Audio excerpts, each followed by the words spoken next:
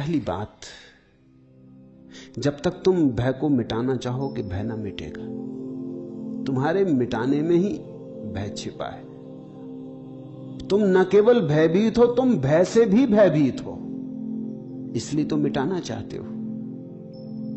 तुम मिटा ना सकोगे। तुम मिटोगे तो भय चला जाएगा, तुम भय को ना मिटा सकोगे। भय ही तुम्हारे अहंकार की छाया है। समझो कि भय क्या है। तुम जानते हो मौत होगी, इसे तुम झुटला नहीं सकते।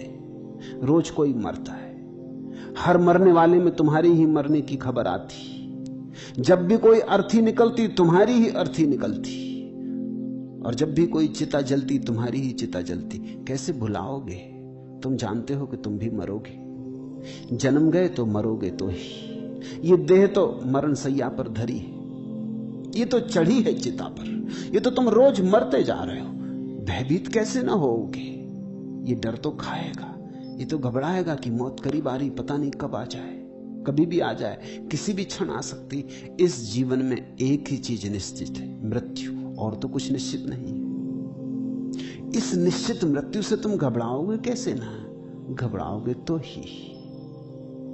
ये बिल्कुल स्वाभाविक है। तुमने शरीर को समझ लिया मैं, तो मौत होने वाली, मौत होगी तो भय होगा। तुमने मन को समझ लिया मैं, और मन तो शरीर से भी ज्यादा अस्थिर है। क्षण भर भी वही नहीं रहता, बदलते ही जाता है। पानी की धार है, अभी कुछ। सुबह प्रेम से भरा था, दोपहर घृणा से भर गया। अभी अभी श्रद्धा उमग रही थी, अभी अभी अश्रद्धा पैदा हो गई। अभी अभी बड़ी करुणा दर्शा रहे थे, अभी अभी क्रोध में आ गए।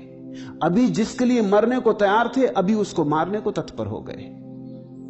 ये मन तो भरोसे का नहीं है, ये तो बिल्कुल कपरा है, ये तो पानी की लहर है। इस पे तो खींचो कुछ, खिंचता नहीं, मिट जाता है। इस मन के साथ तुमने अपने को एक समझा है, क्षण भंगुर मन के साथ तुमने अपने को एक समझा। मृत्यु के मुख में चले जा रहे शरीर के साथ तुमने अपने को एक समझा। तुम भयभीत कैसे ना होगे? और तुम पूछते हो भय से छुटकारा कैसे हो? भय स्वाभाविक है। भय तुम्हारे भ्रांत तादात्म्य की छाया है। जिस दिन तुम जानोगे कि मैं शरीर नहीं, मैं मन नहीं, उसी दिन तुम जानोगे कि भय गया।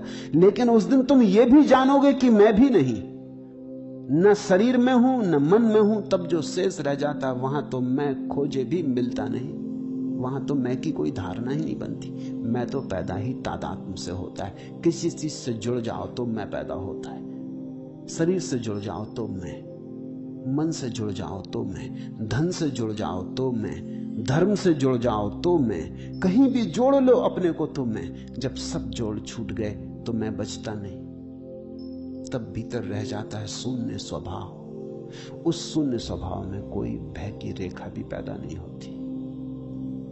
तो तुम पूछते हो कि भय से कैसे छुटकारा हो? नहीं, भय से छुटकारे की चेष्टा ना करो, भय को समझो कि भय क्यों है।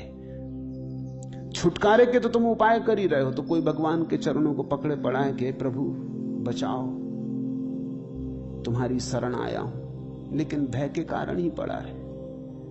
तुम भगवान को याद ही करते हो जब तुम भयभीत हो जाते हो। जब भय लगे, बैठ के शांति से ध्यानपूर्वक भय को पहचानो कहां है। लगता है शरीर मर जाएगा, तो शरीर तो मरना ही है, इसमें भय की क्या बात? ये तो होना ही है, इसमें भय करने से प्रयोजन क्या है? सुकरात मरता था, एक शिष्य ने पूछा आप भयभीत नहीं है? तो सुकरात ने आंख खोली और उसने कहा भय? दो ही संभावनाएं हैं, या तो जैसा नास्तिक कहते हैं कि मैं मर जाऊंगा, बिल्कुल मर जाऊंगा, कुछ भी ना बचेगा। जब कुछ बचेगा ही नहीं तो भय किसका, किसको होगा? बात खत्म हो गई। सुकरात ना रहा, खत्म हो गई बात। रह के भी क्या करना था? इतने दिन रहे तो भी क्या कर लिया? जन्म के पहले भी नहीं थे, तब तो कोई तकलीफ नहीं थी। मौत के बाद फिर नहीं हो जाएंगे तो तकलीफ क्या है? तुमसे मैं पूछता हूं, जन्म के पहले तुम नहीं थे, अगर नास्तिक सही है तो जन्म के पहले तुम नहीं थे, कौन सी तकलीफ थी नहीं होने में? कोई याद आती तकलीफ? जन्म के पहले की कोई तकलीफ याद है? जब थे ही नहीं तो तकलीफ कैसी? जब कोई था ही नहीं तो तकलीफ किसको? मरने के बाद फिर नहीं हो गए तो अब घबराना क्या है? फिर वैसे ही हो गए जैसे जन्म के पहले थे, ऐसे ही समझो। तो सुकरात ने कहा अगर नास्तिक सही है कि आत्मा समाप्त हो जाएगी मृत्यु में, कुछ भी ना बचेगा, तो भय क्या? जैसे जन्म के पहले नहीं थे वैसे फिर नहीं हो गए, बात खत्म हो गई, आई गई हो गई, एक लहर उठी खो गई। या हो सकता है आस्तिक सही हो। अगर आस्तिक सही है और आत्मा बचेगी तो फिर भय कैसा?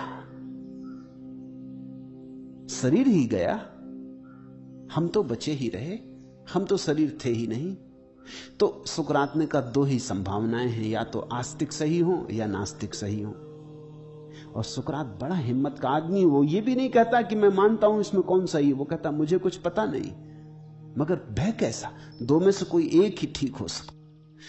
तो अगर शरीर के कारण भय लगता है तो ये शरीर तो जाएगा, इसे बचाने का कोई उपाय नहीं। अगर मन के कारण भय लगता है तो मन तो तुम हो ही नहीं, थोड़े जागो, ध्यान करो, होश से भरो। जैसे जैसे जागने लगोगे चैतन्य की ज्योति जलने लगेगी, शरीर मन से अलग होने लगोगे, वैसे वैसे भय विसर्जित हो जाएगा। लेकिन तुम भय के खिलाफ मत लड़ो। खिलाफ लड़ोगे तो तुम भीतर तो कपते ही रहोगे, हालत उल्टी बनी रहेगी। भय से मुक्ति संभव है भय को जानने के द्वारा। भय का साक्षात्कार करो।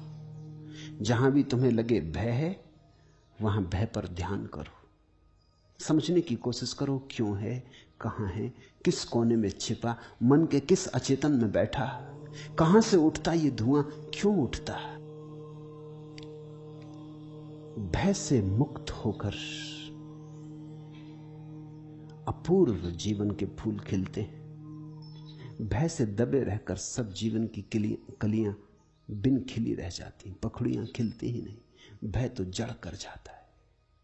तो मैं जानता हूं तुम्हारी तकलीफ, लेकिन तुम भय से बचने के लिए उत्सुक हो तो कभी ना बच पाओगे।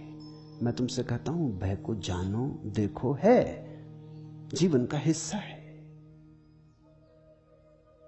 आंख गड़ा के भय को देखो, साक्षात्कार करो। जैसे जैसे तुम्हारी आंख खुलने लगेगी और भय को तुम ठीक से देखने लगोगे, पहचानने लगोगे कहां से भय पैदा होता है, उतना भय विसर्जित होने लगेगा, दूर हटने लगेगा। और एक ऐसी घड़ी आती अभय की जब कोई भय नहीं रह जाता। मृत्यु तो रहेगी, शरीर मरेगा, मन बदलेगा, सब होता रहेगा, लेकिन तुम्हारे अंतस्थल में कुछ है शाश्वत सनातन छिपा, जिसकी कोई मृत्यु नहीं। उसका थोड़ा स्वाद लो, साक्षी में उसका स्वाद मिलेगा। उसके स्वाद पर ही भय विसर्जित होता है, और कोई उपाय नहीं।